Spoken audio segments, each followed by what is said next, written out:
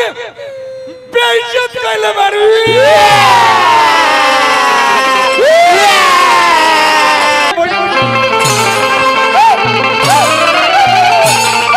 हम ऐसे ना माने। कैसे? रौरा उठ बैठ करी। आज क्या कारण बा? 27 करोड़ जदुवंशी है भारत में। अब बैकवर्डों का रक्षा करने वाला जदुवंशी है। जमीनी फाट करने वाला जदुवंशी है। आज यदुवंशी के नाम से हर जाति घृणा पैदा क्यों कर दिए? क्यों? कुछ ऐसा समाज में गीत गावा। हमारा खानदान में पैतृक धंधा गौ पालन करना। मेरे खानदान के नौजवान दूध मलाई खा करके अखाड़ा में धुरी लगाते थे। आज वही जदुवंश के यहाँ मुर्गी पालन शुरू हो गया। अरे कमलेश व्यास जी के यहाँ तो सुअर 4 गो पालल देखने। हमारा खानदान में दूध पी के लोग पहलवान होते रहा। आज दारू पी के लोग ढह जा रहे हैं। क्या कारण है जदुवंशियों का? आज यादव जाति से घृणा पैदा हो गए। तो दुनिया का कोई चीज खराब नहीं है साहब। नहीं। दायरे रेखा के अंदर रहेंगे तो ठीक रहेगा वो। दायरे के अंदर रहेंगे तो कोई दिक्कत नहीं है। नहीं है। लक्ष्मण रेखा लांघेंगे तो आपको रावण हर लेगा। हमने के बिहार में दारू बंद। शराब बंद है बिहार में। काहे कि शराब खराब है। मैंने कहा कि शराब खराब नहीं है। नहीं है। शराब ही एक दवा है। शराब ही एक 14वां रत्न है, समुद्र मथन से निकला है। लेकिन दायरे में पीजिए तब। अगर आप शराब पी रहे हैं तो शराब ठीक है। ठीक है। जिस दिन आपको शराब पीने लगेगा वो दिन शराब खराब हो जाएगा। वो दिन शराब ओवर हो जाएंगे। अब ओवर हो गए तो गोबर हो जाएंगे। जे भाई जौन इंसान के शराब पिए लागल ध्यान दे ओकर 3 फायदा हो। कवन कवन? ओकर घर ओकरा में 3 फायदा। कवन कवन? ओकर घर में कबो चोरी ना होई। वो कैसे? पियही में लुगरी गेठरी मोटरी चौखट के मारी सब बेच देनी। चोर बुर्बक ना हम सो की माटी चोरावे हम सो। दूसरा फायदा जो कर कुकुर ना भूखी। वो कैसे? चलल बड़ा पी के कुकुर देख लेला। वो कहता कि मरबू एक लपड़ के हमरे लगा मुंह हो जाता। तीसरा फायदा क्यों कबो बुढ़ारी ना देखी है। वो कैसे? आज हम छठिहार में कहतनी बात के जवानी में पियत पियत किडनी ले गई तो सब कोई लालू जी के बेटी रोहनी आचार्य ना के तोरा किडनी देके जिंदा कर दी। तालिया। ए बाबू वैसा जब पियत हमारा समाज में देखी आज का हो गइल बा जिनका के शराब पियता ओकर घर में कलो कर घर बर्बाद कैसे हो जाई। कैसे? शराब रुआ पी ठीक बा। जब रुआ के शराब पिए लगी तो बर्बाद करे लगी। ही बढ़िया चीज बा त का 1 चम्मच 2 चम्मच खा दे हाथी फायदा करी। ई ना कि घी बढ़िया चीज बा त 3 लोटा पी ले त 6 लोटा पी देवे के पड़ी जाके। जौन समानो घर होगा गोबर होगा। देख लीजिए जेकर के शराब पिए तो ओकर घर बर्बादी कैसे हो जाला।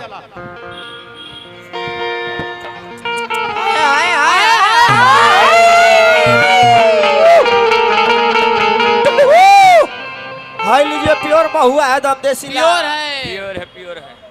हाय हाय हाय।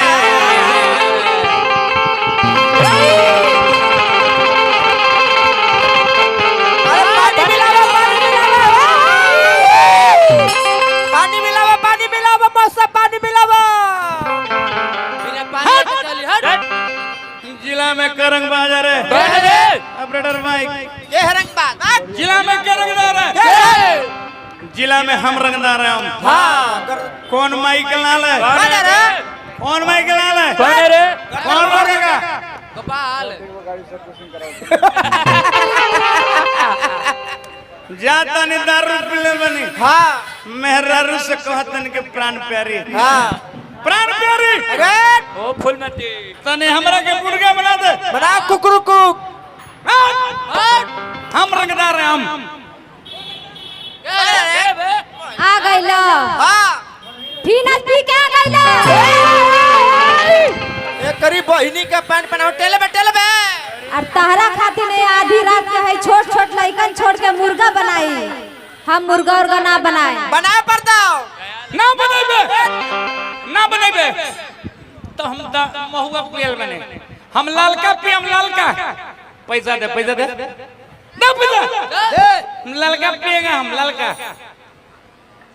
सब तो बेच के पिए गइल। हाँ तारा का पैसा दी, हमरा लगे पैसा वैसा नहीं के। पैसा नहीं के सिकरी दे सिकरी। देश हम खानदानी मर्द हैं, दे सिकरी बेच के पिएगा सिकरी दे। सिकड़ी दे दी, सब तो बेच के पिए गइल। हाँ एगो सिकड़ी बाचल बा हमर नैहर के निशानी। हाँ के देले बा हमर भाई, अच्छा हम सिकड़ी उकड़ी ना दे। भैया ड्राइवर साहब तू ही बताओ, मनोरंजन मुखिया जी ड्राइवर साहब तू ही बताओ, हमरा पीएम का न तो गइल बा, हम पीएम ना तो जीएम कैसे?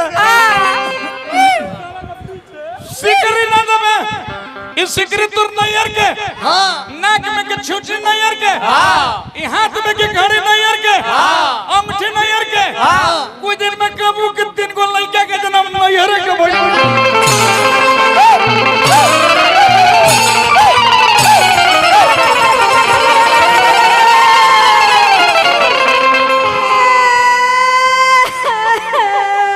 रोबे रोबे रोबे रोबे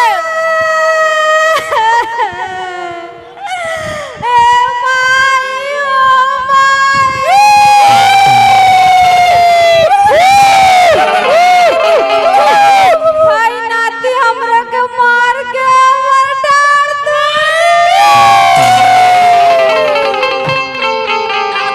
वो तोरा के बचा दे, बचा दे, तोरा मारेगा आगे से, हाँ तोर बड़की बहन के मरेगा पीछे से। ए पापा कौन माई के लाले रे? दाल बिना भात के भतार बिना रात के काटे धावे घर।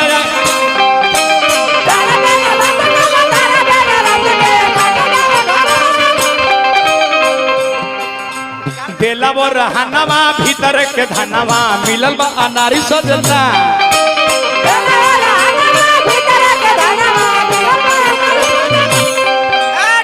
सब पेन देगा हम। सब पिएगा एक रिपोर्ट हम मरा दे भैया।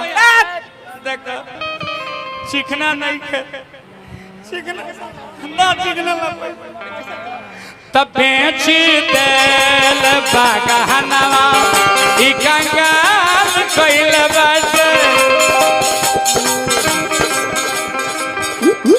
अनिल यादव आरजेडी अध्यक्ष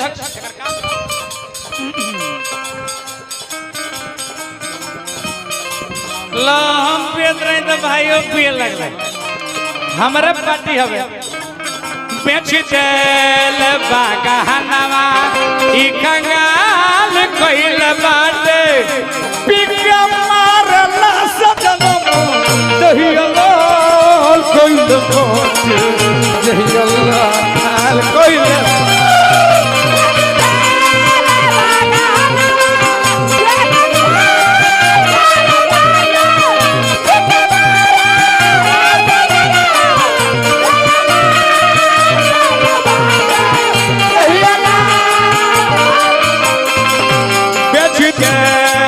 बागहनवा ई कंगाल कइल बाटे। पिका मारला सजनम दहियला कइल बाटे, दहियला कइल बाटे।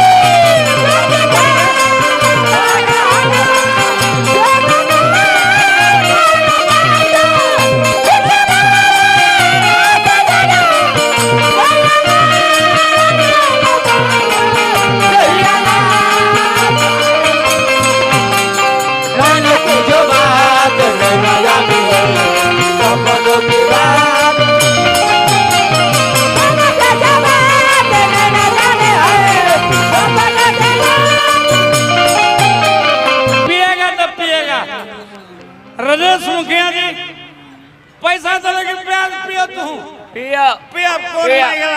कौन है रे? कौन है भाई? हम पिया बा पिया बा पेवा हम जाना तानी तहरा के बिगाड़ ले बा। के? एगो बा पटीदारी में कमलेश देहाती, हाँ उ तो खुद चुहाट हइले ह, हाँ। हमर भतारो के चुहाट बना पिएगा गाना पिएगा पिएगा एक रिपोर्ट दारू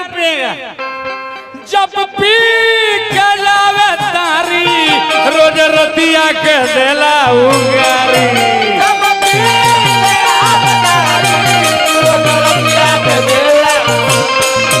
जब भी गया सारी दरदिया के देला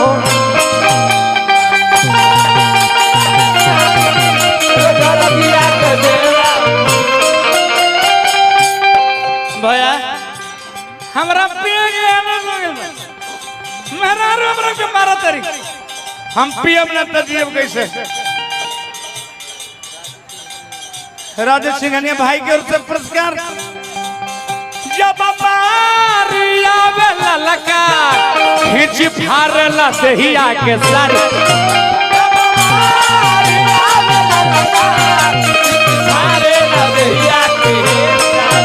जब बारिया बेला लका खींच फारला दहिया के सर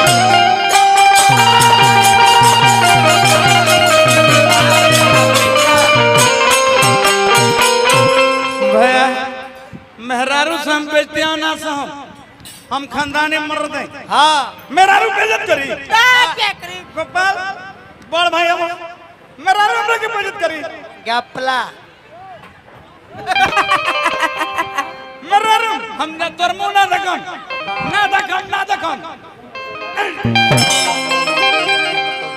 मास्टर मुंह ना कोइले सुना ई कंगाल कोइले बाटे पिकअप मारला सजना दहियालाल कोइले बाटे दहियालाल कोइले बाटे हम मुन्ना देख मेरा रुक पिकअप मारला सजना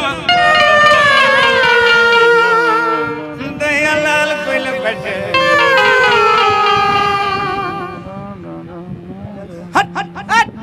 तोर मुंह ना देखम अरे जाय दो लड़ा झगड़ा मत घर में आवे करो मुंह देखू बेचारी के एकर मुंह ना देखम तो तोर मैया के मुंह देखे ना जियम बबुआ बता बाप रे बाप एकरे कहल जाला धर्म पत्नी अब के दारू के निशा में ओभर हो गए रही हम मुंह में पीला कपार में पी लगली अब के मर जाती भैया आन पर कुछ कर देती हां बाकी तहन हुआ धर्म पत्नी ठीक है हमरा के गोड़ पर के ले लो मरद से बचा दे अपन घर बसा ले बाकी इतना लोग के बीच में हमरा के बेइज्जत कैले बारू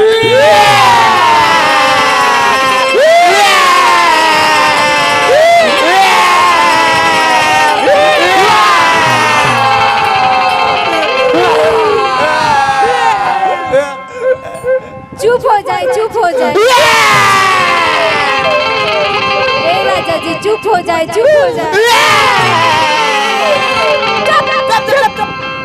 चुप बने हम चुप बने बढ़िया कहलो बताई राजा जी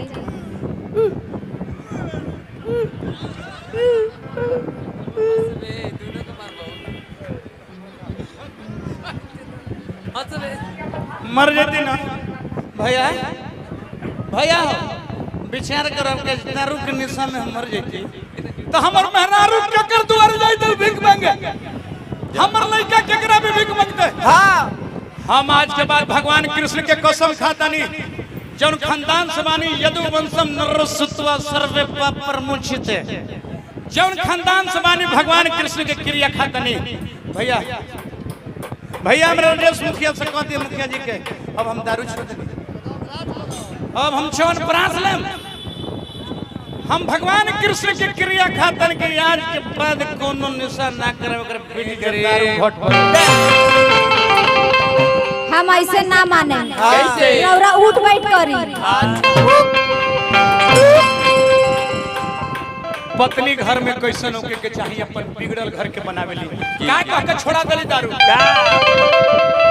कि अतना हो बलमुआ दारू पियाबो बोल कैसे जियाबो अतना हो बलमुआ दारू पियाबो बोल कैसे जियाबो अतना हो बलमुआ दारू पियाबो जियबा बोल कैसे जियबा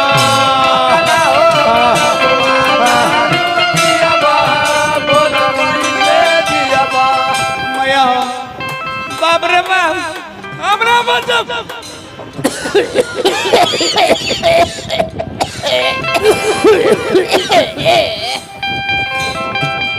तबियत खराब चलत बा रोज दिन शराब चलत बा तबियत खराब चलत बा रोज दिन शराब चलत बा तबियत खराब चलत बा रोज दिन शराब चलत तबियत खराब चलत बा रोज दिन शराब चलत बा राजेश मुखिया जी भैया मुखिया जी अब हम दारू नहीं पिएगा हम भगवान कृष्ण के कसम खा लिए भसता कर दवा कोई से सियाबा बोल के दिल दियाबा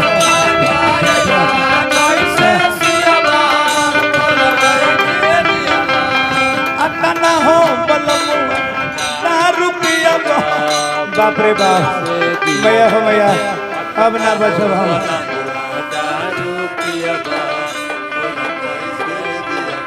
एको अगर समाज के गीत समझ में आ जाई एको जवान के तो हमर काबल शोहरत हो जाई। शराब स्वास्थ्य के लिए हानिकारक है भैया। जो पिएंगे उनकर घर में ही दिन दशा होगा केकर घर उजड़ जाएंगे केकर के मर जाएंगे।